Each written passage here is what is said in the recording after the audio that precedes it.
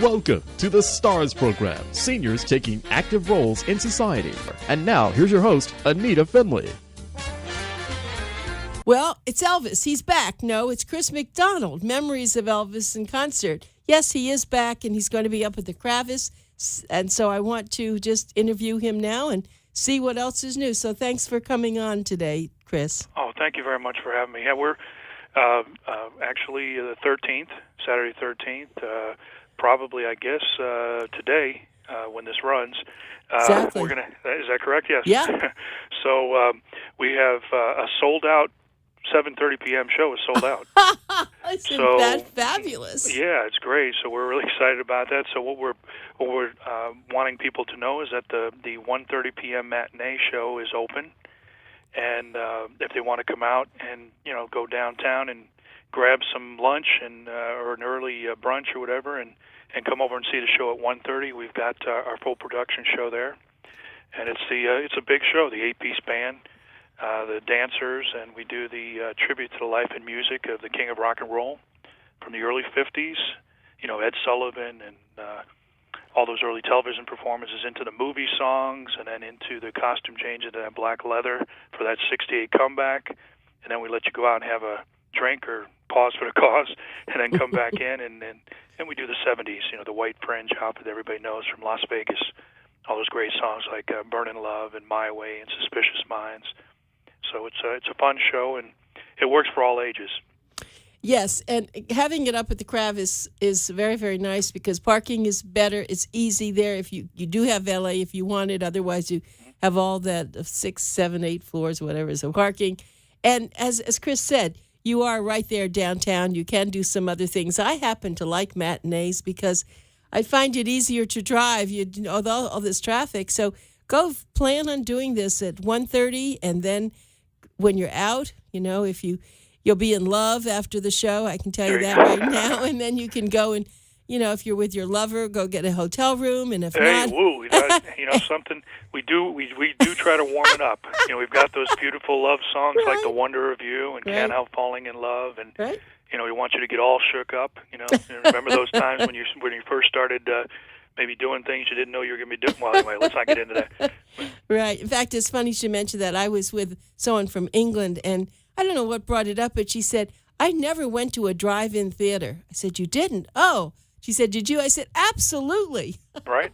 And those songs, that's what I always talk about with Can't Help Falling in Love. That was in the movie Blue Hawaii. So basically it's one of those backseat ballads, where you didn't watch the movie. That's right, didn't watch the movie. But you heard this song. A lot of babies were made back then. Yeah, well, I do have to say that not everybody can live on. We see so many people have passed away who are entertainers. But there are a rare few. Elvis being one, Frank Sinatra being another, I guess Bing Crosby. But it's not casual. It's because they just hit the right button, didn't they? Yeah, they stand the test of time because it's all about everything in life is timing. And what happened with Elvis is television was new. So you talk about all of those great programs are on the Milton Berle show, the Ed Sullivan show, and he came into the whole concept with being a good-looking guy. He had a lot of energy. Rock and roll was so new. No one knew what was going on. And then, of course, when Ed Sullivan said, hey, let's have him up, we got to cut him off the waist. That did it. Forget it. That just nailed him into history. It's just there's no way to get around it because, of course, that didn't stop rock and roll. It didn't stop anything. But it actually created that magical moment of pop culture history that does stand the test of time. Plus, his body of work with film, television, recordings, all the awards. He put music out that people remember as a part of their life, certain moments in their life. There's a lot of music. I think that's what happens too with Frank Sinatra, Bing Crosby, some of the classic crooners, and also, of course, people like Barbra Streisand. There's certain songs when they connect with people and their lives. That's when they stand the test of time. And I know Elvis has definitely done that. And I think what happens is it's multi-generational. My mom got me into this music. I wasn't old enough to see Elvis live. He was gone. And, if it wasn't for her sitting me down in front of the TV set watching those old movies. I'd watch all the scary ones and the beach movies, and we watch all the Elvis movies. And again, he was cool, and that's really what got me into liking the music. And everybody was having a good time. There's beautiful women in bikinis. He was cool.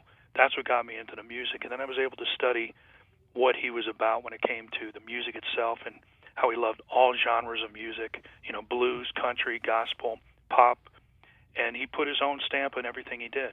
And that's why I enjoyed doing My Way so much, too. I know it's a Frank Sinatra song, and it was written by Paul Anka, but Elvis really put everything he had into that song, and that's why I love doing that song so much. It was also my grandfather's favorite. Well, so I guess it's a special thing. I guess my other question: did your mother ever see him live? No, she didn't get to see him live. I mean, she wasn't able to see him. She, of course, television, all that kind of stuff. She had all the records and the movies.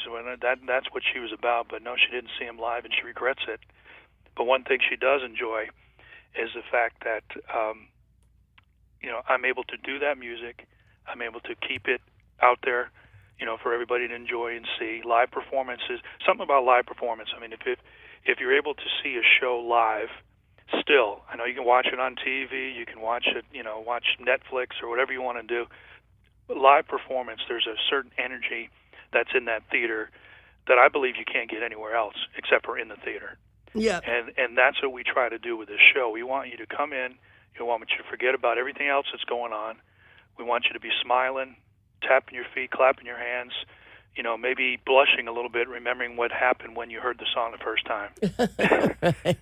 Well, the other thing that's really interesting for me, well, we forgot to mention there are a few other famous people too, but it was really, when you talked about the body of work, at those days, they didn't go to the gym, did they? I mean, he did it by, I guess, his dancing, but now I know you keep your body really svelte, and I know you have to go and really work at it, but they didn't, did they? The singers at that time. He was into all kinds of sports. They played football a little bit, around Graceland, and he also was into karate, and he liked all that kind of stuff too. So, but when you're talking about early on in the 50s, when you're 20 years old or 21 years old, and you're jumping around and energy wise, I think it's just natural to have that kind of situation. But nowadays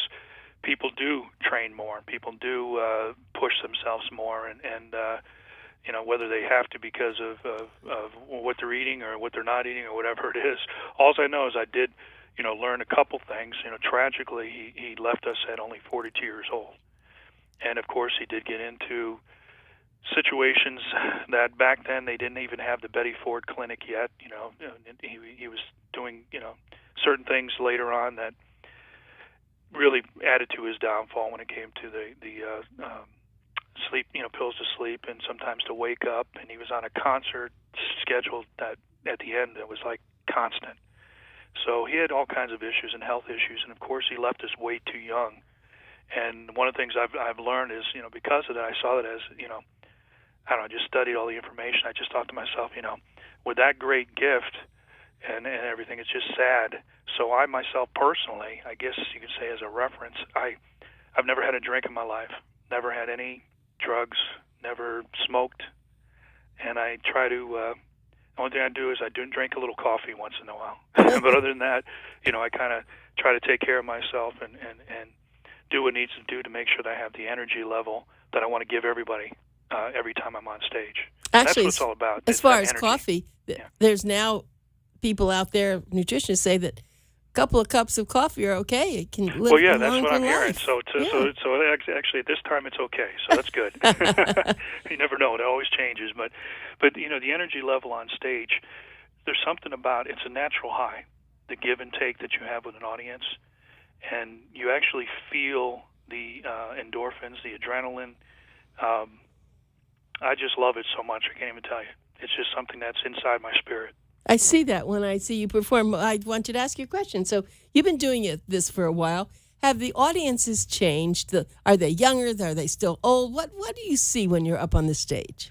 What's great about this is that, of course, you do see some of the people that were there in the 50s and saw Elvis on the Ed Sullivan Show. Of course, we want everybody that saw him on the we want you there at the venue. We want you there enjoying the music, and then of course we also see the people that saw the movies, and we see people like myself that their parents got them into it, and then we even see the grandkids that maybe are into it, or great grandkids, because the Elvis music also has been kind of put into the mainstream of media even today. It's in movies still, the Elvis music. Disney had a film called Lilo and Stitch a few years back, Lilo and Stitch, a cartoon thing, and the character was an alien, and he loved Elvis, and they played Elvis music. It was so cute. That's great. They played Elvis music in the movie, so we had kids that actually, are at the show sometimes now that experience that. Plus, the music's still in commercials. They had, I think there's a song, It's Now or Never, now in a Jose Cuervo commercial or something, some kind of, and there's Heineken had Bossa Nova Baby, and then, of course, movies still have it in. So I think what's happening is we're seeing all kinds of ages, because the music and the person, Elvis, has become a multi-generational kind of pop culture situation. So luckily, and hopefully, his fandom will continue, and it'll just be passed on. People enjoying the music, and that's what we hope for, and that's what we've been seeing. Well, even more than that, let's talk about words. Today, you can listen to some music, and you don't even know what they're saying. The words, Yes. sometimes they repeat them 10,000 times, and just the same words. Yes. Where Elvis's words were, really poignant. And so, who wrote his words? A lot of the songs were written by other people, Lieber and Stoller. Many people wrote during the 50s for him and all through his career. And I think you hit it right there too. These songs actually have emotions, feelings. They have things that connect to people, and the words are very important. And the way he delivered those words with making you feel that he meant them, that's the key, and that is the key to an artist. Someone that actually conveys the emotions of that song on stage or when they're performing, in their recordings, and that you connect with them. And entertainment is about connection. If you're not connecting with your audience, then you're not doing your job. And that's what's so great about these songs, that they don't have to be too serious. Of course, some of the songs are just fun. Teddy Bear and All Shook Up. Some of those songs. I mean, they're not performing brain surgery, but still, the little things, nuances to the song, the connection to the song, the words that people remember, and those ballads are probably the best ballads ever written. Can't Help Falling in Love is one of the best ballads, and The Wonder of You and Love Me Tender, and these are songs that keep moving forward. Matter of fact, Love Me Tender, they just put out the Elvis Presley Enterprise just put out a children's book that is Love Me Tender with pictures of basically families and stuff, and they're basically making it kind of like a lullaby. Wow! To use as a lullaby, for the next generation. A book that you read that has nice, sweet family pictures, Love Me Tender, with the words, and so it's really adorable. And I think that's kind of what it's all about. It's stuff that can actually be a family thing, and nothing wrong with family. No, well, and that's what I was just going to ask you your next question about family. So I don't know if we've discussed this very much. So you have children, and who are they, and where are they?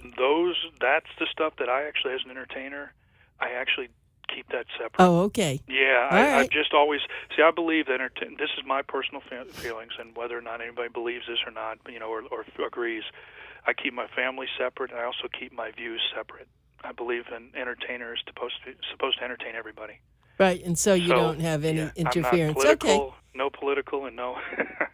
That's the way I believe. But I mean, people believe differently, but that's my personal view. No, okay, because I know I haven't really heard about that before, and that's why. Well, that's fine.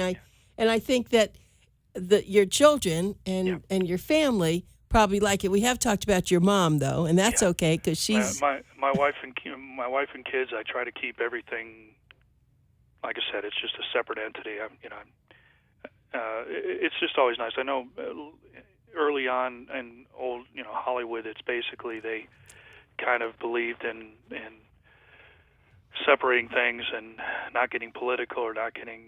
And I think things, of course, have changed, but I don't know. I guess I'm old school. I think No, it's, but you have to do what's been good for you, and everyone has. I think that's the one thing that you shouldn't let people push you into something you don't believe in. So that's fine. I was just curious about that. But when you're there in the let's say that you're going to be there at the Kravis Center, so here you do the show and it's 1:30, and of course you have to be there earlier, and you're getting yourself all geared up. Now you're finished, and when does it finish? About 3? Yeah, so somewhere around that time, depending on how many jokes and fooling around and talking in between.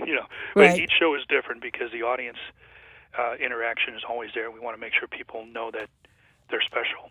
Okay. So we try to do things as it goes. But yeah, somewhere around there, and then we take a little break and come back and do it all over again at 7:30. That's what I was going to ask you. So, all right, now you're up there. Tell me what you have to eat, I guess, before your next show, and you have to relax and just very light. I don't eat a lot during the day of the show because I'm jumping around a lot and singing, and it's always better to be mobile and hostile. You know what I'm saying? When you want to be able to move around and have fun and stuff. And I tend to when I don't want to eat too much. It's kind of like an athlete. If you're playing in a game, you don't want to be too full when you're out there playing. Okay, so your 7:30 goes on. When does that finish? About 9?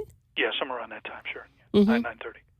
9:30. And so I've always wondered when I've gone to shows and they're double. I always call them double, double duty here. Aren't you? Isn't it hard to get up again for the second one? You would think it would be, but again, with me, I don't know. It's just a natural energy with the stage. I guess I really enjoy what I'm doing, so I'm excited and happy that there's another one. I see. That's kind of the way I feel about it, and I really enjoy that. And Kravis Center is a lot of fun. We also the following Friday, we're right up the road north at the Sunrise Theater in Fort Pierce. Yes. So I don't know how far north. I guess it's a little further well, north. It's probably about could be about an hour if you're in Broward, but it's a little closer in Palm Beach County. And actually, it's a very nice area. A lot of people, when they drive up there, they're really amazed at all the water. It is so beautiful up there. So let me mention that. I think that's a good thing to do. Yeah, it's right down by the water. Matter of fact, it's downtown Fort Pierce. Right. It's the historic area there, and it's a great theater. It's called the Sunrise Theater. Sunrise Theater, and that's on the 19th, which is a Friday. Right, Friday the 19th at 7:30. And so that would be something that you could do if you don't make it to this show on Saturday. Right. You could go up there, and then you really would have fun. Go up there in the afternoon and look around, and then go, and then you get right on the turnpike. So it's very easy to come up, to go up, to come home. Oh, absolutely. Yeah, so that's a very good thing because really we don't talk about this all the theater up there and on the west coast of Florida. There are others. We just kind of focus in here in Broward and Palm Beach County, but. Sure. I really am very much of a theater goer myself, and when you go there to the Kravis Center, I know the whole history of the Kravis Center, so it's a gorgeous place. If you haven't been there, you should go and this is going to be in I guess it's not the main no, it's theater. the Rinker. Yeah, it's the intimate Rinker Playhouse. Right. So it's a Kravis Center, but it's the more intimate theater because I know some people prefer intimate venues, that compared to some larger venues. And I think the theater there at the Kravis, the Rinker Playhouse, gives you that kind of an intimacy, which makes it the energy level even better. So well, they can see you much closer. I mean, they can really, and then you can get off the stage and come right into the audience, which you always do. It's up close and personal, right. and I think people really enjoy that part of it. And I do give out scarves, and I give out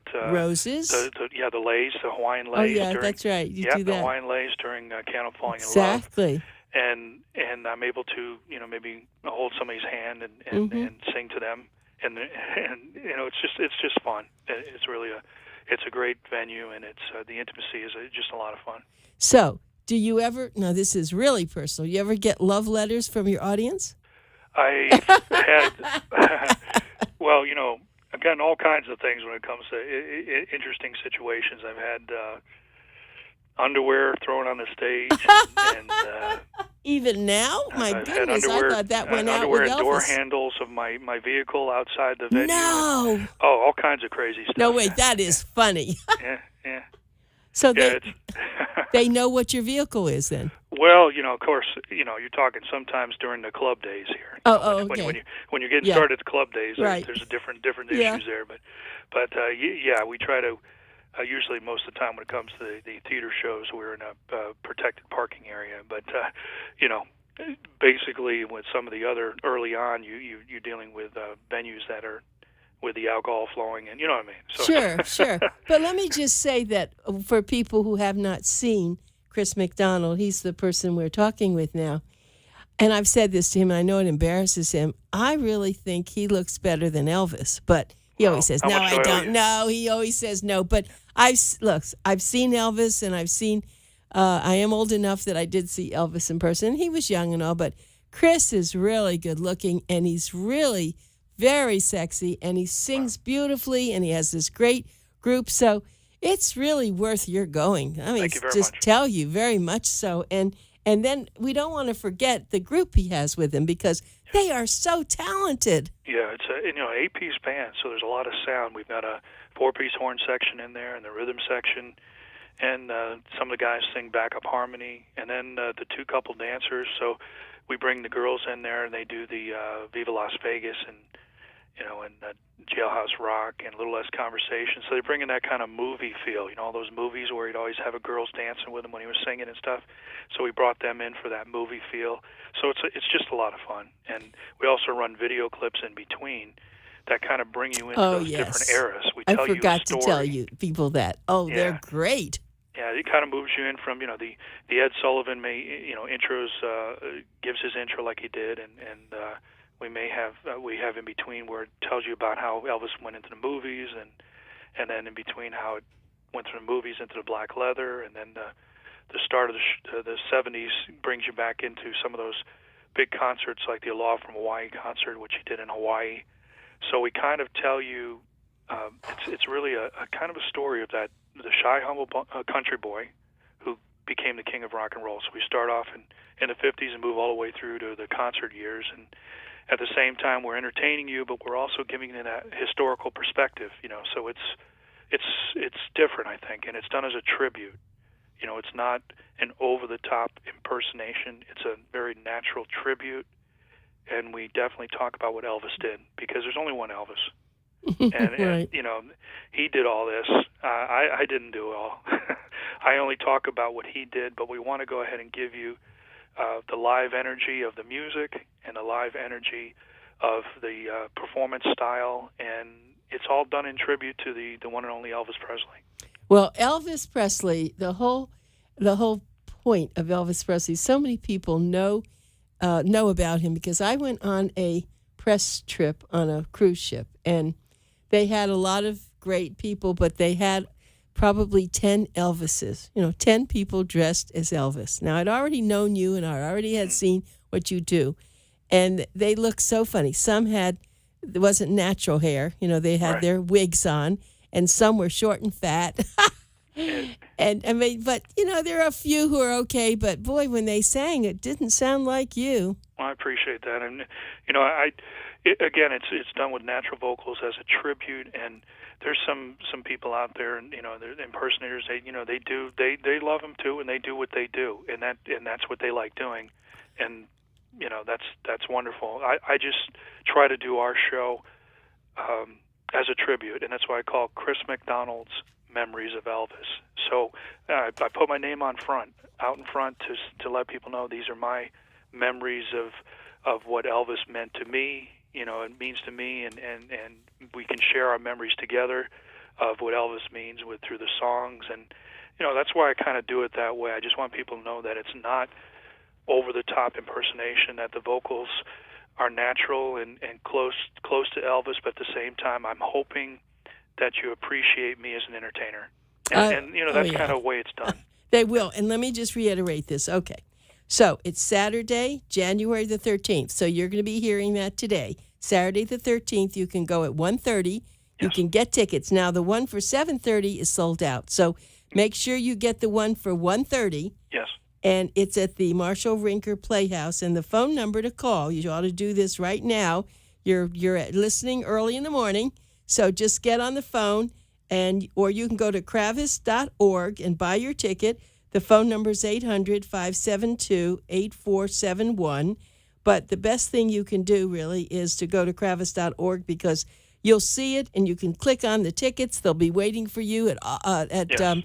Right there at the theater. It's the smaller theater, so it's easy. And you will not be disappointed. I can tell you that right now. It's going to make your day, make your week, make your year. So, Thank Chris, you very much. You're very sweet. Chris, you really do have it. I mean, I don't do this casually. Of course, I've seen you there, and Thank you so much. you are special. So, don't get sick. Don't get a cold. Stay inside. Okay. So anyway, we have run out of time, but thank you so much, Chris, for being on with us again. I appreciate you having me on so often, and when I'm in the area, I appreciate it very, very much, and I enjoy what you're doing. And we appreciate thank you. Thank you very much. Okay. Good luck. Bye. Bye.